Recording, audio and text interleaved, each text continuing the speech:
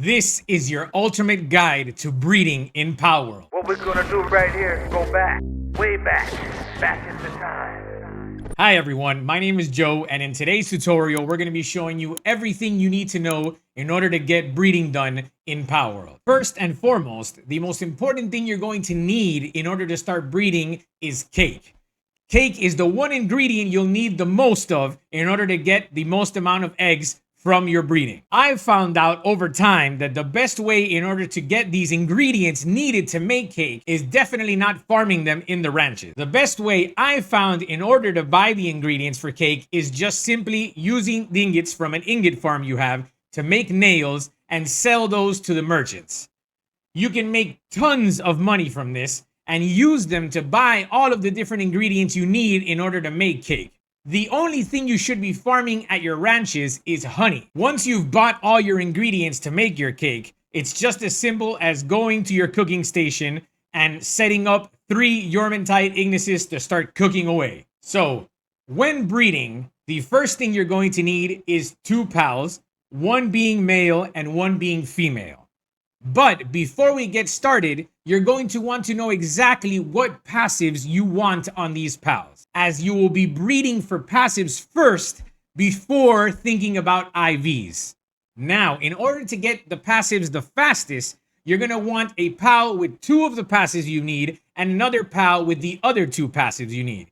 You don't want to be breeding with 1 and 3 or 4 and 3 and different combinations, because while you can eventually get the passives you want, the statistics in the game have shown that the easiest way to achieve all 4 passives on a pal is having 2 pals with 2 passives each. Remember, as you do this and you look for the passives that you mostly need on the pal that you're breeding, you're going to want to be occasionally checking for the IVs, as you will swap out for the other pal you have in the breeding ranch every time you get one with the same 2 passives with higher IV stats.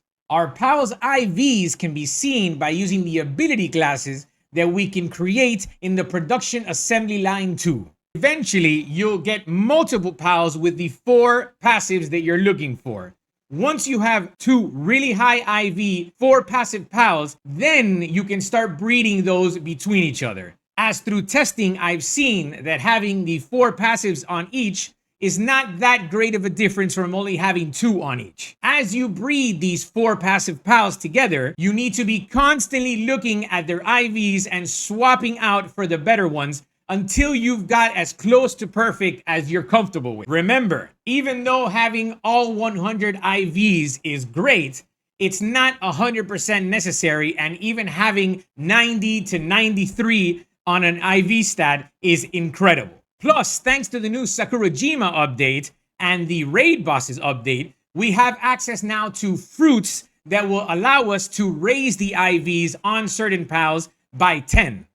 Meaning that even if we have a pal that has all 4 passives, and let's say 90, 93, and 92 on their respective stats, we can just give them 1 fruit each to raise them to 100. And yes, once you have your pals at 100 IVs, you can breed them even if it's an artificial raise in order to continue getting 100 IV pals. Now, after you've bred enough 100 or high IV pals with 4 passives, you're going to want to move on to your next step in order to improve what you're using them for, which is condensation. Condensation allows you to take 1 pal with really good IVs and sacrifice all the extras in order to raise its stars. When you raise their stars, you're also raising their base stats, meaning that along with the 100 IVs, if you reach a pal to 4 stars, it will have the best possible stats that it can have. Another tip in order to get your pal's stats the highest they possibly can is to use the PAL Disassembly Conveyor added in the Sakurajima update, and allowing you to take pals items from them without having to individually butcher them. I personally have a breeding pen that is constantly breeding Anubises in order to place them in this disassembly conveyor in order to farm large pal souls.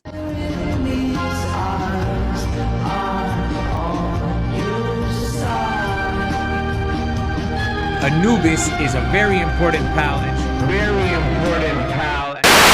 That way, by using the crusher, we can turn those large pal souls into both small and medium pal souls, and then be able to use the statue of power in order to raise to the highest level all our stats: health, attack, and defense. These steps are especially important when you're breeding many pals in order to fight the different raid bosses that have been added to the game. Another good tip when trying to breed the best pals is when you initially catch the pals in the wild that you want to use for breeding. There is a pal added to the Sakurajima update called Yakumo that has a partner skill called Birds of a Feather, which, while riding, makes it easier to encounter pals with the same passives that the Yakumo has. So, if you have a Yakumo with, let's say, Nocturnal or Serenity, you can more easily find pals with those passives while catching them, making the initial process of the original pals you'll use for breeding much easier. And there you have it, your ultimate guide on Palworld breeding. If you liked the video and want more guides like this, feel free to subscribe to the channel, leave a like, and comment down below on what guides you want to see next. I can't stop this feeling.